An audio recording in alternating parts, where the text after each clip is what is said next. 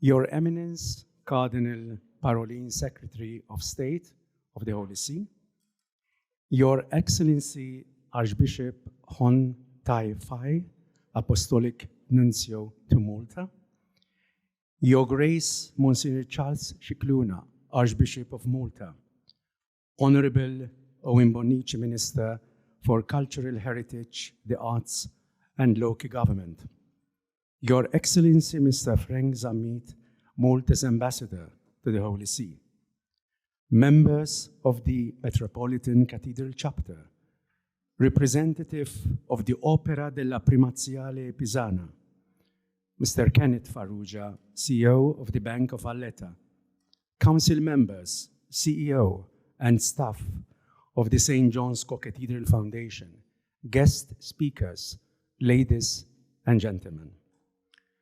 It is my pleasure and honor as President of the St. John's Co-Cathedral Foundation to cordially welcome you at the official opening of this conference on European cathedrals, which this year will be focusing on the equilibrium between conservation and spirituality. We are particularly privileged to convene this gathering in cooperation with the Opera della Primaziale Pisana, which is responsible for the conservation of the monuments in Piazza del Duomo in Pisa. This conference will then be followed with another one with the same theme to be held in Pisa towards the end of October of this current year. We have decided to convene this conference at the St. John's Co-Cathedral for two particular reasons. First, there is no better historical, cultural, and religious monument on our islands that showcases the ongoing challenge of striking an equilibrium between conservation and spirituality than the St. John's Co-Cathedral, which is a veritable hive of activity with its multiple conservation and restoration projects undertaken in rapid succession and sometimes even simultaneously. In pursuance of its strategy, the St. John's Co-Cathedral Foundation has adopted the best conservation policies in order to guarantee the highest standard of operational procedures as befits this great monument and its priceless works of art, thereby respecting the science of conservation without, however, compromising the religious and spiritual significance embedded in the fabric of physical objects of art. Secondly, as you have already seen upon entering the erstwhile conventual church of the Hospitalier Knights of Jerusalem, Rhodes, and Malta, the main nave of this richly decorated Baroque temple dedicated to St. John the Baptist is presently adorned by the magnificent and unique set of 29 Flemish tapestries, which have been restored over the past 16 years.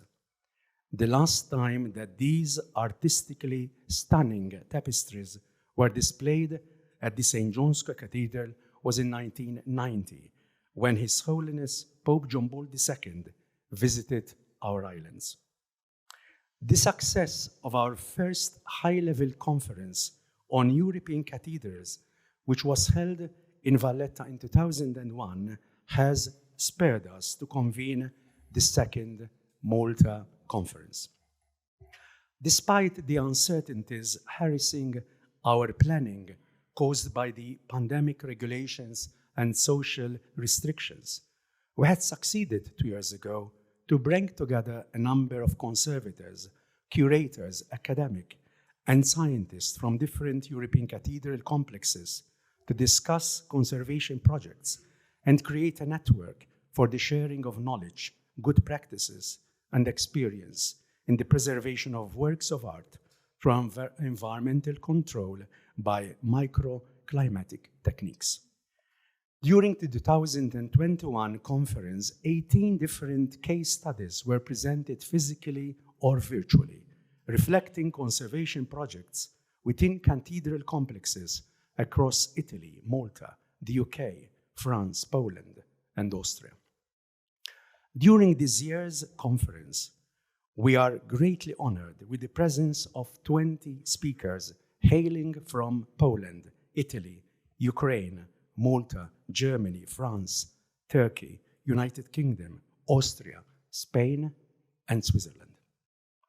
The theme selected for this year's European Conference can be described as both challenging and daunting. To merge the values of the religious community with those of the conservation world is not an easy task in today's culture, dominated by the scientific method. The safeguarding of religious sites and artifacts from the risk of accommodation for mere touristic consumption has today become a priority in conservation science. Conservation as science includes a set of measures, tools, and actions which aim to preserve without alteration not only the physical integrity and the appearance of an artifact, but also the message that it conveys. Since time immemorial, physical art forms have always been considered as transmitters of spiritual values. In the words of the classical Greek philosopher Aristotle, quoting, "The aim of art is to represent not only the outward appearance of things, but their inward significance." Moreover, in the age of Romanticism, the German philosopher Hegel also concluded that spirituality is at the basis and the end of all artistic expressions. This was also quite evident in the Baroque era, when artists came close to being deified, or at least were considered as having reached a higher level of existence by virtue of their self-expression in the beauty and harmony of artistic objects, which link the earthly to the divine. The spiritual and religious sentiments intertwined in the fabric of artistic objects have, however, been overshadowed by the modern scientific method, which perceives artifacts as things, inanimate and lifeless matter. Unfortunately, the early years of the scientific model of conservation have been dominated by the fragmentation of knowledge, with the alarming tendency of ignoring all other values except the physical, aesthetic, and historical aspects of cultural heritage. This reductionist approach has promoted the secularization of vibrant religious heritage by separating and distancing materiality or fabric from spirituality and overemphasizing the importance of the former. For instance, the 1964 Venice Charter for the Conservation and Restoration of Monuments and Sites is still plagued by this unfortunate bias, even though its original preface contained a clear reference to spiritual aspects. The disappearance of the word spiritual from this important charter reflects how conservation philosophy in its formative years was rooted in the secular values of European society. The belief was that any action focusing beyond materiality were considered as violating modern conservation principles. As a consequence of this narrow and restricted focus on materiality or fabric, the wider spectrum of values is ignored, with the detrimental result that cultural monuments, sites, and artifacts became listed as buildings or objects to be conserved for touristic consumption. Eventually, the process of desecularization of conservation management and practices has sought to reintegrate a holistic, value-based approach, thereby capturing all values and recognizing the dynamic relationship that exists between people and heritage. This conference will dwell on this paradigm shift in conservation that focuses not only on the well-being of living heritage, but also on the well-being of the people related to it. The surge of interest among conservation professionals in the spiritual and religious content embedded in artifacts and church fabrics has brought to the foreground the need of holistic and people-centered codes of ethics, which do justice to the intangible reality of cultural heritage.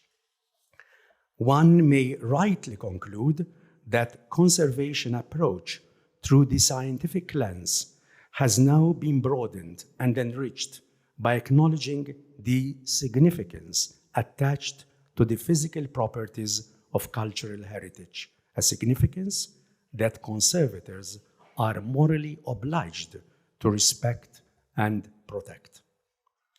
There is now widespread cognizance and conviction among conservators and restorers that the significance of a work of art does not reside solely in the physical fabric of the object, but also in the meanings and values that people attribute to it and the feelings of connection and ownership that they have for it. Intangible aspects of the past that are connected with or experienced through the object are considered as an integral component of cultural heritage as much as the physical fabric of object itself. I sincerely augur that this conference will be conducive to a scholarly discussion among the communities of cathedral curators and conservators regarding the best ethical approaches and integral practices on how to safeguard the integrity and authenticity of religious heritage of outstanding universal value for future generations.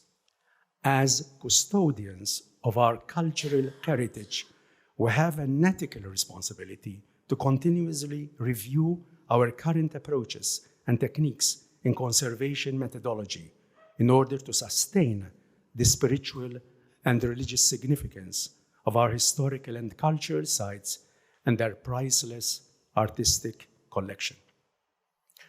I would like to take this opportunity to cordially thank His Eminence Cardinal Pietro Parolin for accepting to inaugurate this conference.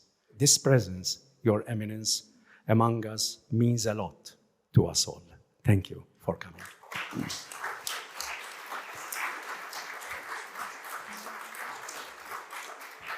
A word of thanks should also go to Malta's ambassador to the Holy See and Council member, His Eminence Mr. Frank Zamit, for maintaining contact with the Vatican's Secretariat of State for the logistics related to Cardinal Parolin's visit.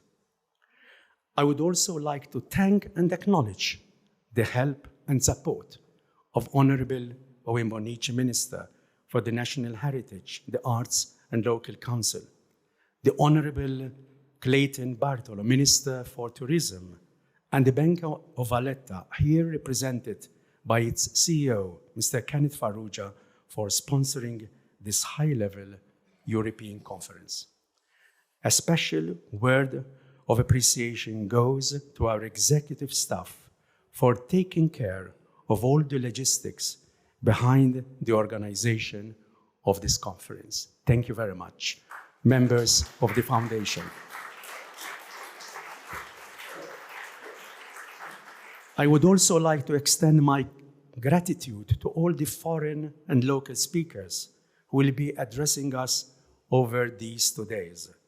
Thank you so much for accepting our invitation to share with all conference participants your experience, expertise, research, and good practices on how to conserve cultural objects without neglecting their spiritual significance. It is my sincere hope that this conference will help raise the level of consciousness and conscientiousness regarding the importance of the intangible reality of cultural objects, which is a common heritage that has to be bequeathed to generations yet to come. My appreciation is extended to all of you here present for the interest you have shown in our conference and for honoring us with your presence and participation.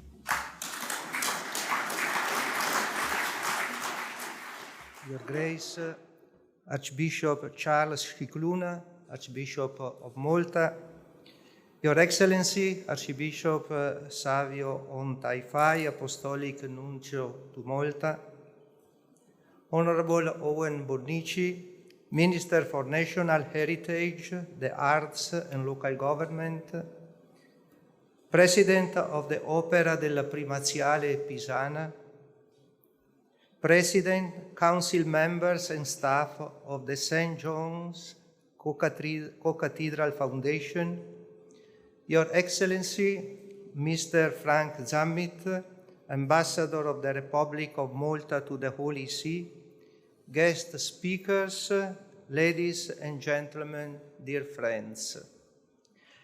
I am particularly honored to preside over the official opening and inaugurate this high-level European Conference on the equilibrium between conservation and spirituality. In this regard, I wish to express my gratitude to Monsignor Professor Emmanuel Agius, President of St. John's Co-Cathedral Foundation, for the invitation, and I also offer a word of gratitude to Ambassador Zammit, who worked with the Secretary of State regarding my visit to Malta. I am delighted by the theme of this conference because it is very much in harmony with the thinking of the Church, which has been the promoter and guardian of Sacred Heart across the centuries. The Church has at heart the promotion and conservation of culture and art. Scholarly discussions on how to balance the long-term survival of our cultural patrimony with its spiritual and religious narrative are thus highly commendable in order to preserve this symbiotic relationship.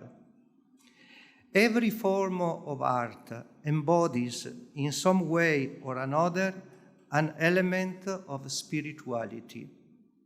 All major spiritual movements, including non-Christian ones, have exercised a great influence on art throughout the ages. With the publication in 1910 of his book concerning the spiritual in art, the legendary Russian painter and art theorist Vasily Kandinsky highlighted the deepest and most authentic motives behind the production of art, namely the internal necessity that prompts artists to create as a spiritual impulse and the admiration of the audience as a spiritual hunger. Kandinsky's profound reflections on art as an expression of spirituality echo those of the most accomplished 16th century artist Michelangelo, whose intuition of art as something sacred reflected the deep-seated conviction that there is an extremely profound relationship between art and spirituality. The Catholic Church considers artists as genuine collaborators since they have built and adorned her temples, celebrated her dogmas, and enriched her liturgy. Artists have supported the Church in translating her divine message in the language of forms and figures, making the invisible world palpable. Those who conserve artistic works are the stalwart allies of artists, since they are those who keep alive and perpetuate the spirituality embedded within man's artistic and cultural heritage. It is thus no exaggeration to claim that a value-based conservation science is, by its very nature, a form of spirituality, since it aims to extend in time the values ascribed to both the tangible and intangible dimensions of our cultural heritage. The external aesthetic beauty which elicit spiritual sentiments and thoughts would never be preserved from one generation to another without the meticulous assistance of responsible individuals who are committed to conserve the manifestation of the divine beauty which shines forth in living religious heritage. In his letter to artists, published on the eve of the great jubilee of the year 2000, Pope St. John Paul II warmly encouraged artists to seek new epiphanies of beauty. As the Pope observed, artists participate in God's creative craftsmanship through their works of art. The divine artist passes on to the human artist a spark of his own surpassing wisdom. We find this reflection also in Cardinal Nicolas of Cusa, one of the first 13th century German proponents of Renaissance humanism, who made it clear that creative art, which is the soul's good fortune to entertain, is not to be identified with that essential art which is God himself, but is only a communication and a share in it. One may say that not only artists, but all those who conserve the heritage of art share in God's communicative action in creative artistic expressions. Conservation perpetuates the intangible spiritual values of beauty, goodness, and truth as manifested in cultural heritage. In the same vein, on 7th May 1964, Pope St. Paul VI, speaking in the Sistine Chapel, made the following cordial, friendly, and passionate appeal to artists. I quote, "It is your craft, your mission. Your art is precisely that of grasping the treasures of the heavenly realm of the Spirit and clothing them with words, colors, form, and accessibility. And not only an accessibility like that of the teacher of logic of mathematics, but one that indeed makes the treasures of the inaccessible world comprehensible to the cognitive faculties of the senses and to our immediate perception of things.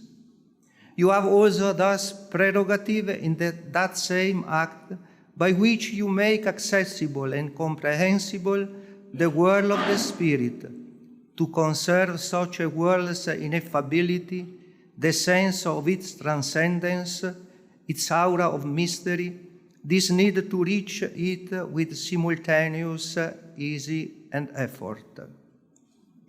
One of the salient themes in Pope Francis' homilies, speeches, and addresses is the culture of encounter, which, according to him, commences with a change of attitude and actions. Apply this innovative concept to the field of conservation science, one may conclude that the encounter between those in conservation work and cultural heritage should not be conditioned by the technocratic paradigm, which promotes wrong attitudes, approaches, and concerns restricted only to the conservation of the physical fabric of artistic objects. Restorers and custodians of art care for both the physical and external dimension of our cultural heritage, as well as in intangible and suprasensible reality. In Laudato Si, Pope Francis laments that the current horizon of technocracy reduces all objects to efficiency, profit-seeking, and consumerism. But when wisdom prevails over technocratic hubris, then the process of cultural conservation becomes an encounter with the sacred reality which is manifested beyond the surface appearance. When a restorer embraces a value-based approach, the process of conservation becomes a spiritual experience of an encounter with mystery. This is precisely what Pope Francis meant to say when, on 20 December 2013, he encouraged Italian diplomats to bring the cultural patrimony in art to bear in spreading a culture of encounter. While on the international scene, the Holy See plays an active role in its support for conservation strategies of cultural heritage. The Holy See's permanent observers to UNESCO have many times highlighted the importance of collaborative efforts in protecting humanity's artistic heritage while preserving its historical, cultural, and religious significance and value for future generations. They unceasingly claim that conservation approaches should not only seek to preserve the world of art as a bearer of beauty, but also, and above all, as an epitome of religious and spiritual values, which cannot be detached from its encounter with the community to which it belongs, and its historical, geographical, and architectural contexts. Moreover, in its effort to safeguard the spiritual values of cultural heritage, the Holy See is a signatory of the European Declaration on Cultural Objectives, Berlin, 1984, and since 1962 has also adhered to the European Cultural Convention.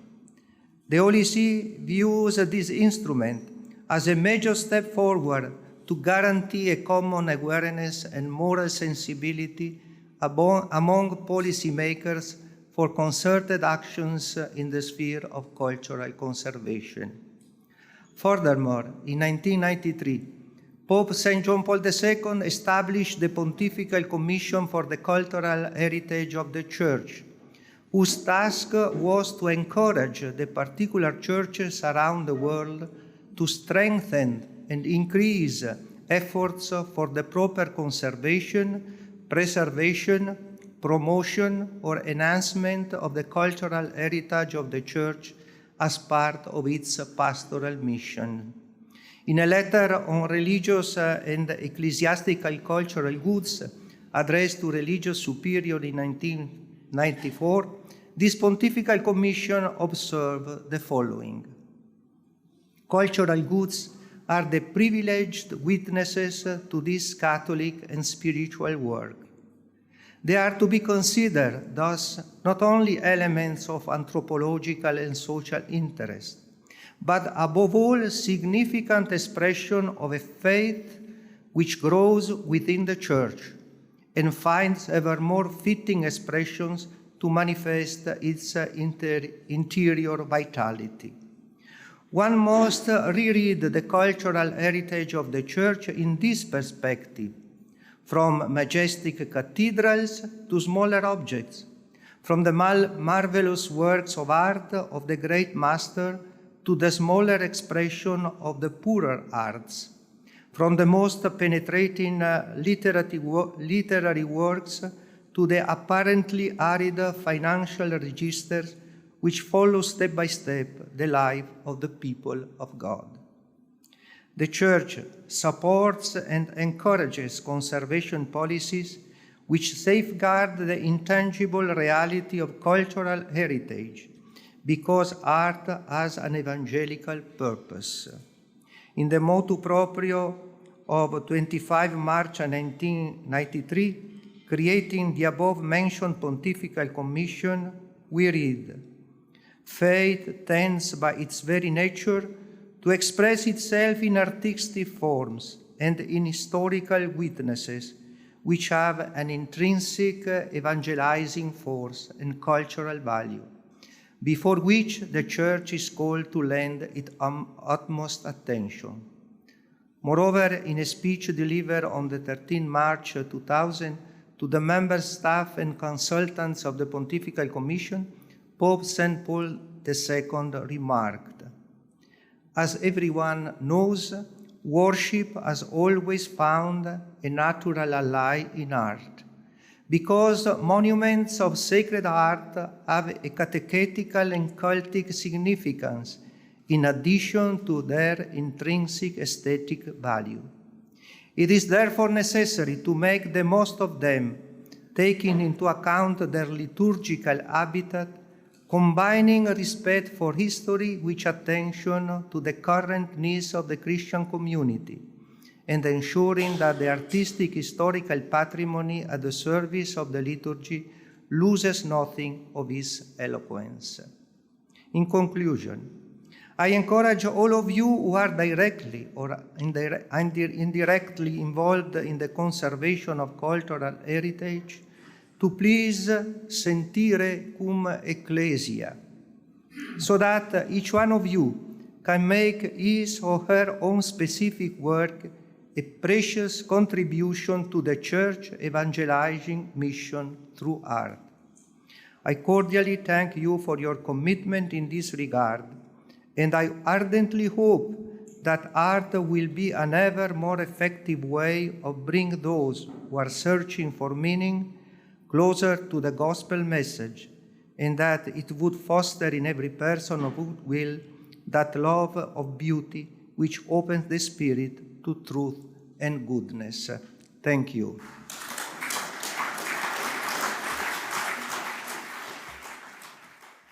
Good morning, Your Eminence, Cardinal Piero Parolin, Secretary of State of the Vatican, Archbishop Charles Scicluna, Your Excellency the Apostolic Nuncio to Malta, Professor Emanuel Ajus, President of the St. John's Co-Cathedral Foundation, members of the Co-Cathedral Foundation, distinguished guests, ladies and gentlemen.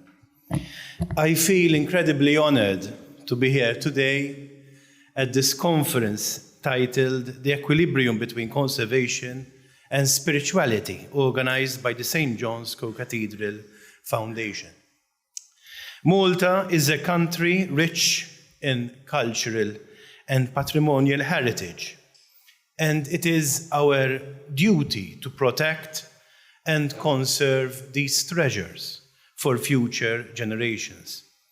We are very proud to have a strong and fraternal relationship between the state and the Church for this purpose, and the synergy has played a crucial role in preserving and conserving our sacred buildings and cultural heritage. Of course, this synergy does not come on its own, but is the result of respect and mutual friendship. The St. John's Co-Cathedral is a prime example of this fraternal collaboration, with the Foundation's tireless efforts to restore and maintain this iconic building. That is an example, a best practice of how conservation should be carried out and brought forward. The cathedral's ornate interior and intricate Baroque designs are a testament to the skill and creativity of the Maltese people, and we owe it to our forefathers to preserve this masterpiece, which in turn is home to other masterpieces, such as the famed beheading of St. John the Baptist, proudly signed by Michelangelo Merisi di Caravaggio. We are doing this conference in a context. A few years ago, in this precise temple of beauty and artistic excellence, we celebrated a truly historic occasion. It was a celebration of heritage and culture, a tribute to the rich traditions that have shaped our nation over the centuries. We came together to witness the inauguration of something truly magnificent, the restoration of a collection of 29 tapestries. These tapestries, which are being exhibited in this temple, were generously donated by Grandmaster Ramon Perellos at the turn of the 18th century, and are truly a testament of the creativity and artistry of European craft, skill, and art, and are a reminder of the enduring beauty and power of our shared history. These tapestries are the jewels of silk and gold thread that together represent not only the tradition, the faith and culture of the history of the Knights of St. John, but also of our nation. These tapestries are truly a gift of glory.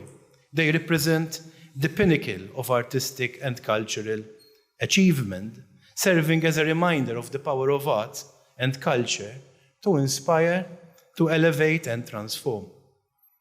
I'm sure you all know the story. The story goes that when Ramon Perellos was elected Grand Master in 1697, he gifted this temple a set of tapestries that depict the triumph of the Roman Catholic Church and episodes from the life of Christ based upon designs drafted by the renowned artist Peter Paul Rubens.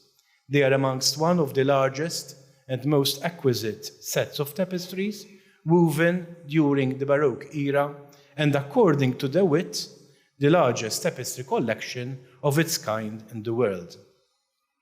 These tapestries are nothing less but intricate strokes of sublime poetry. And if, as a contemporary of Perellos, Alexander Pope explains in his momentous essay on criticism, if nature is the ultimate teacher of the poet, these tapestries are the ultimate example of the placing of nature in a system according to a method. Those rules of old discovered, not devised, are nature still, but nature methodized. These tapestries are nothing less than an exquisite dressing of nature. Through it is nature to advantage dressed, what oft was taught, but never so well expressed. What we have here in this temple is a tremendous place of artistic value, which goes beyond the one-dimensional realms of a single jurisdiction, a single nation, or a single country. Here in this temple, we have one of the finest examples of European art, and the investment we are making in the protection and rehabilitation of this temple is an investment in the art of Europe, of Europa, of the European genius, in the largest and fullest sense of the word. When you are walking in this temple, you end up staring in awe at what this temple provides. And while walking here, I could not help myself but ask, like Giacomo Leopardi did, chi può credere una vena così larga di moti così vivi, che una qualità così pura, così profonda, così beata, così meravigliosa, arcana, ineffabile, sia nata dall'esperienza e dagli studi umani. The audience here comes from all corners of the globe, of Europe, and speakers from the four winds of the continent have honored us with their presence. Allow me to single out the delegation from the brave country of Ukraine. To them, I wish to pass a word of courage in the testing times they are in. For a lot of time, mankind spoke about the concept of just wars, or even saintly wars. The Order of Malta itself was born precisely with that purpose. A very wise, newly acquainted friend yesterday taught me that what we need today is just peace. We need a just and fair peace. This is what the people of Ukraine deserve, and that is what we wish from the bottom of our hearts.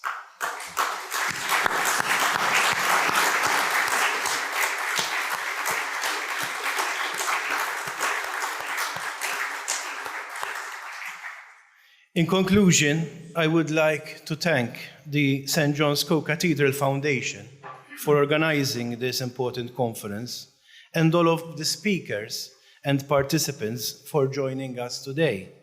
Let us work together to ensure that our cultural and spiritual heritage continues to inspire and enrich our lives for generations to come. I would like to leave you with one of the most beautiful poems ever written in Maltese. I've translated the most important part in English. It's a poem written by Anton Buttigieg, our own Maltese poet, who says in the poem called Il-ħolma ta' Alla, God's Dream. My friend, you should know that before God created earth, with all its beauty, he dreamt a dream, full of fields, of hills, of rivers and straits, as every artist does before he creates. Therefore, before you go for a walk in the countryside, remember that you are walking inside God's dream. Step slowly, walk with quiet and respect. May you all have a beautiful journey walking inside God's dream in the coming 2 days. Thank you.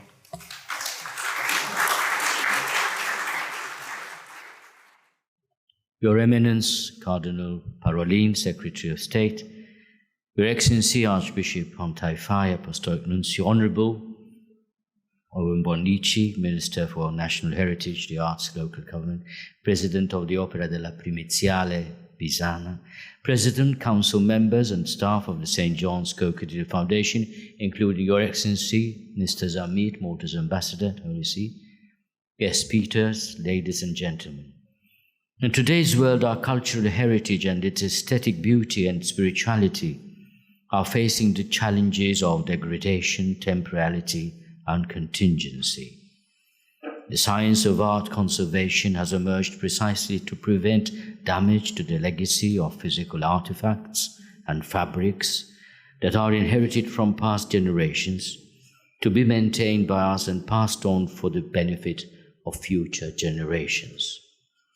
Conservation methods and techniques ensure that artistic beauty and its spiritual mediation continue to be enjoyed and experienced without the risk of losing them forever. However, while acknowledging that contemporary cutting-edge technology, chemicals, and laboratory tests that are employed routinely in conservation processes have contributed immensely to the long-term survival of cultural heritage, the danger that spirituality, transcendence, admiration, and enchantment connected with artworks go into oblivion is now a real, serious, and disturbing phenomenon. The true identity and mission of conservators is that of being vigilant guardians of artistic beauty and of the spiritual sentiments that artwork evokes. One might raise the question, why should beauty be preserved and maintained for the enjoyment of generations yet to come? The Russian writer Dostoevsky, and there is no loss of irony in these words, said that mankind can live without science, it can live without bread, but it is only without beauty and spirituality that it can no longer live. When the late Pope Benedict XVI of blessed memory met artists and conservators in the Sistine Chapel in November 2009, he addressed them in an extensive speech in which he referred to the Platonic idea of beauty to illustrate how artistic beauty touches us intimately, wounds us, opens our eyes, provokes us to rediscover the joy of seeing, of being able to grasp the profound meaning of our existence, the profound mystery of which we are a part. It is from this mystery, intuited in the beauty of artwork, that we can draw up fullness, happiness, and the stamina to engage ourselves resiliently in everyday life. In his erudite address to artists, the late Pope Benedict XVI acclaimed artists and conservators as custodians of beauty and curators of spirituality. I like this phrase very much. Custodians of beauty and curators of spirituality. He remarked to artists and conservators that beauty, whether that of the natural universe or that expressed in art, opens up and broadens the horizons of human awareness, directing us beyond ourselves and bringing us face to face with the abyss of infinity. Beauty opens the path towards the transcendent, towards the ultimate mystery, towards God. Art makes perceptible the world of the spirit, of the invisible, of God. These profound reflections on artistic beauty and spirituality, articulated by the late Pope Benedict XVI, lent credence to the importance and relevance of the theme of this two-day European conference. May your reflections and deliberations on the equilibrium between conservation and spirituality contribute to cultivate in conservators and restorers a sense of ethical sensibility to keep alive the spiritual and religious dimension of our cultural legacy.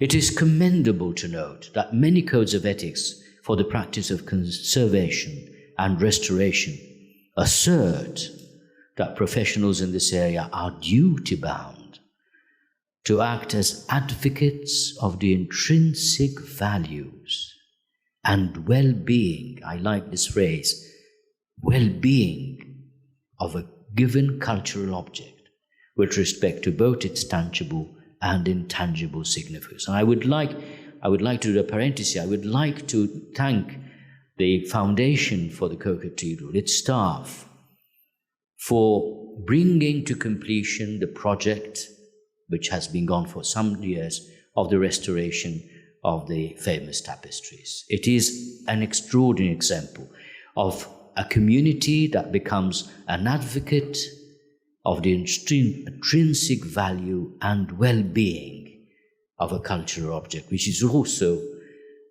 an object of faith, an expression of faith. Faith is not an obstacle, therefore, to professional conservators and restorers. I think it is actually an added value. On the contrary, it exalts them and nourishes them. It encourages them to cross the threshold and to contemplate with fascination and emotion the ultimate and definitive goal of their profession, namely, the safeguarding of both physical and spiritual beauty of our cultural legacy. Faith illuminates and gives meaning to the history of art. The history of Christian art is a history of a witnessing of faith and spirituality. Conservators are thus called to learn the art of spiritual discernment in their conservation practice, in order to guarantee that the path of profound inner reflection and spirituality embedded in artworks remain wide open, vibrant, and appealing to current and future communities. And allow me here to do another obiter. When I visit cathedrals and I, try to understand what I am visiting, what holy place I am entering, I do the tourist bit and listen in to the explanations. Most of them give me lots of technical information, historical information, but I do appreciate, but I also learn about the narrative that has inspired the arts.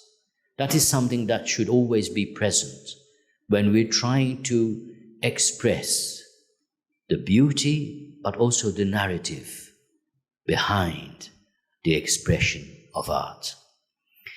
In his exhortation Evangelii Gaudium, Pope Francis notes that there is an inseparable bond between beauty in art and spirituality. Every expression of true beauty, Pope Francis wrote, can be acknowledged as a path leading to an encounter with the Lord Jesus. Evangelii Gaudium 167. The via pulchritudinis, the way of beauty, is an integral part of the Church's mission to pass on through artwork an experience of faith that mediates spiritual feelings of the divine. In his theological writings, Thomas Aquinas also referred to art as craftsmanship which is directed to the service of gratifying the soul. Works of art speak the unspeakable. It is indeed unimaginable that conservatives would remain oblivious to the spiritual significance of cultural legacy. In a world dominated by postmodern and post-truth culture, which values the fragment over the whole, the spiritual significance of artistic expressions cannot go into oblivion and the process of conservation and restoration. People's spiritual feelings and religious sentiments cannot be ignored. It is beauty that brings joy to one's heart. The path of beauty, the via pulchritudinis, is at the same time an artistic, aesthetic journey and one of faith. This symbiotic relationship between artworks and spirituality has been articulated by the 20th century monk and spiritual writer Thomas Merton, whose parents were both artists and who was himself a notable poet, calligrapher, and photographer. In a letter written to Boris Pasternak in October 1958, he remarked, and I quote, "I do not insist on this division between spirituality and art, for I think that even things that are not patently spiritual, if they come from the heart of a spiritual person, are spiritual." The great theologian Hans Urs von Balthasar has also taken beauty as the fundamental point for his theological reflections. He saw beauty as a joyful experience that calls us out of ourselves, could connect with others, and most importantly, to connect us with the other. Beauty is a bridge to God, and art is a means of cooperating with divine creation. According to this Swiss theologian, when we see a beautiful work of art, we are confronted with the mystery of the otherness. In beauty, we discover the face of God. Christian sacred art can, for this reason, be considered as a sacrament that unites a human with the divine. Conservation of artistic religious artifacts and church fabrics, which are expressions of faith, cannot ignore the religious and devotional sentiments of our communities. When faith, as celebrated in the liturgy, encounters art, it creates a profound harmony, because both can praise God in their own way, making the invisible visible. We are all in awe at the beauty of the Co-Cathedral. It is not a museum. It is a work of art and a place of worship. And that is our dream, that it will always be a place of worship, but also a place of heritage and art that needs to be preserved as an expression of faith. The Church in Malta ardently desires that our sacred spaces and their rich artistic collections be not only regarded as opportunities for cultural enrichment, but above all, as moments of grace. I would like to thank the President, the Council members, and the executive and administrative staff of St. John's Co-Cathedral Foundation for organizing this important event in collaboration with the Opera della Primaziale Pisana. I sincerely hope and wish that this high-level European conference would stimulate a healthy discussion and look forward to follow the proceedings that will eventually be compiled and made available for wider diffusion. Thank you very much for your attention.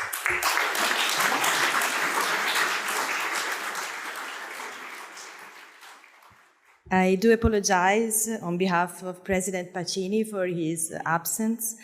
so I beg your pardon for being me to substitute him with these few lines. I would like to greet the present authorities and the professionals involved in this interesting conference. A special thanks goes to St. John Co-Cathedral Foundation of Malta, in the person of its president, Professor Emanuela Agius, and Dr. Cinzia De Giorgio, responsible for the conservation. Unfortunately, on these days, the Opera della Primaziale Pisana Board of Directors is changing, and therefore it is impossible for me to participate in person. So I would like to thank my collaborators to read these few lines on my behalf. I strongly believe in the importance of the International Conference of European Cathedrals, to the realization of which the Opera della Primaziale Pisana and St. John Co-Cathedral work together with synergy, like the previous edition. Since 2011, in October, in Pisa, the Opera della Primaziale Pisana organizes conferences dedicated to topics related to the conservation of European cathedrals and their artworks. These initiatives are always an intense and fruitful discussion. The participants' high profile made it possible. In these days, management models and procedures related to conservative planning have been outlined. At the same time, many specific interventions have been oriented thanks to the exchange of expertise beneath cathedrals. For example, stained glass windows, as well as pictorial and sculptural artworks. The annual appointment with the International Conference was interrupted only in 2020, as you may know, due to the pandemic. And we have enthusiastically restarted in 2021 with a renewed desire to continue this discussion on the great theme of conservation. The Fabbriceria of Malta, the St. John's Co-Cathedral, has often brought to the attention of the participants issues that have found a great interest to insiders, and for this I would like to thank them all. Last year, we took up the theme of restoration linked to modern technologies which in any case must dialogue with tradition. History and science are joined in a complex task. Investigate, analyze, and get to know what past generations have passed us down in order to transmit this heritage and make it available and accessible to future generations. It is clear how fundamental is the interdisciplinarity in the field of restoration. Today, a modern restorer must know how to evaluate and use all science-provided data for conservation purposes. On several occasions, the technical director of the Opera della Primaziale Pisana, in its complex restoration projects, made use of scientific boards composed by restorers as well as art historians, engineers, architects, chemists, lighting engineers, archivists, archaeologists, and administrators. But the perspective of the cathedral is a very special one. It's a sort of an observatory from which the wide-ranging phenomena are examined, aspects that every day more and more affect the lives of all of us.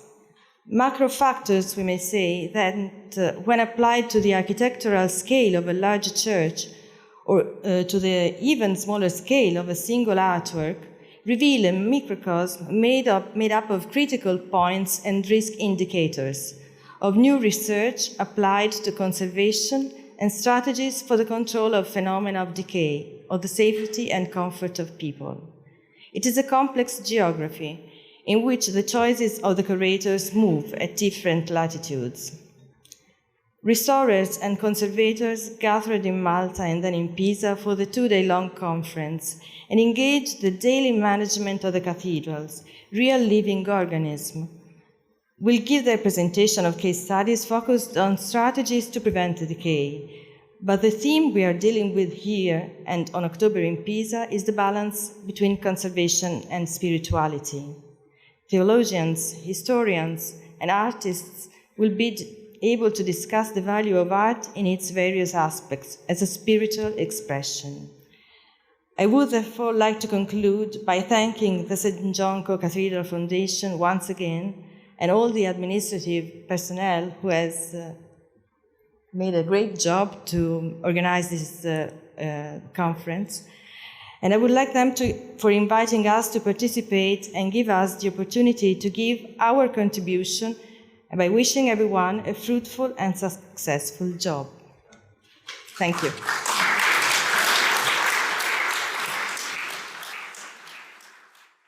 Your Eminency, Cardinal Parolin, Your Grace, Archbishop Scicluna, Apostolic Nuncio Taifai, Honorable Minister Bonnici, Your Excellency, Frank Zamit, distinguished guests, ladies and gentlemen, good morning.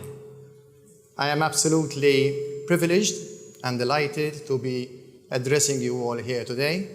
We have an international participation at this conference, and as a Maltese resident, I feel delighted to have this conference being organized here in Malta, Malta being the smallest EU member state.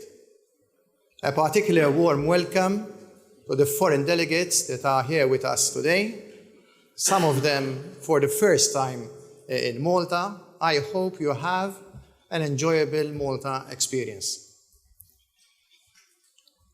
Bank of Valletta will be celebrating its 50th anniversary next year. And over these 5 decades, we have been literally, as a bank, intertwined with the economic and social development of the country. And it is within this context that our heritage and our community are key pillars in our corporate social responsibility program. And it is within this context that we consider the cathedral, the Co-Cathedral, and other gems in Malta as an important gems for the country. And in effect, when we were approached by Monsignor Ajus to support the organization of this conference, we welcomed literally the opportunity because we believe that it is bringing discussion on interesting themes, as you've seen in the different areas, line items that will be covered in the agenda with subject matter experts here today. As you know, the agenda covers a number of facets, a number of dimensions, from the architectural value of the cathedrals, European cathedrals, and equally here, the one in Malta, and the importance to conserve these cathedrals as national gems in their respective right, but also the dimension of spirituality.